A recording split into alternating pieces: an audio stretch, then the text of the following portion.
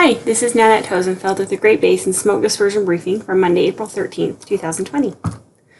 Looking at snowfall over the past 3 days, you can see that there still has been some new snow that has fallen over the higher elevations, mainly in Utah and the central Idaho mountains, as well as in the Wyoming mountains. So, although it is spring, we are still seeing that snowfall. And looking at the image on the right, you can still see that there is still some snow in place across the higher elevations of the Great Basin. Looking at how our snowpack is doing over the course of the year, you can see that things are not looking so great in Idaho and Nevada. Some areas are reporting as little as 50% of their normal snowpack. So really dry winter across much of Idaho and Nevada.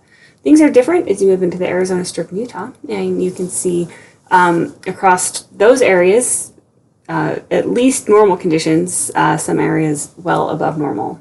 So a very different story across the eastern part of the Great Basin. Just looking at that a little more closely, I thought it would be interesting to look at 3 individual stations, one from Nevada, Idaho, and Utah. So you can see here, technically this is California, but the Sierra Nevada, you can see the blue line there shows the snow water equivalent. That's basically how much water is accumulated in the snowpack. The blue is the current year, red is what we normally see. So you can really see far below normal. Things did improve towards the end of the season, but still well below where we should be. The interesting thing is that usually at this time of the year, we're starting to melt snow off, and those snow numbers have been climbing over the past month. So that's a little unusual.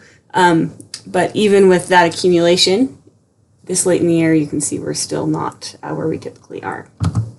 Looking at Idaho, again, well below normal throughout the entire season, and in Idaho we have begun to see that snowpack really begin to melt, and you can see that blue trend line from this year well below the red trend line that shows what we typically see. And then finally in Utah, which is quite a different story than California and Idaho, you can see those the blue and the black trend line from this year well above what we typically see. So Utah is in a very different situation with snowpack than California and Idaho. And of course, this is important to us in the fire world because it has a pretty large impact on the fire season with those larger fuels. So looking at the satellite for today, you can see not too many clouds across the area, pretty clear, nice day, but quite cool. For today, we do have northerly flow in place that is keeping temperatures quite cool, but we are looking at good to excellent mixing across much of the area today. That is due to some really good mixing heights. You can see that forecast there on the right, and some modest transport winds. As we move into Tuesday, a pretty similar scenario with northwest flow. Some moisture beginning to move down from the north. Our ventilation indices will be good to excellent across the majority of the area. Looking at, again, pretty good mixing heights on Tuesday. Moving into Wednesday, still a pretty similar pattern with northerly flow in place across the Great Basin. Good to excellent mixing area-wide on Wednesday. And on Wednesday, again, those transport winds pretty healthy and good mixing heights. So through Wednesday, our forecast clearing index for Utah is looking really good. Looking at precipitation accumulations in the 3-day period, the precipitation will be confined to the northeastern part of the Great Basin. You can see there on the map.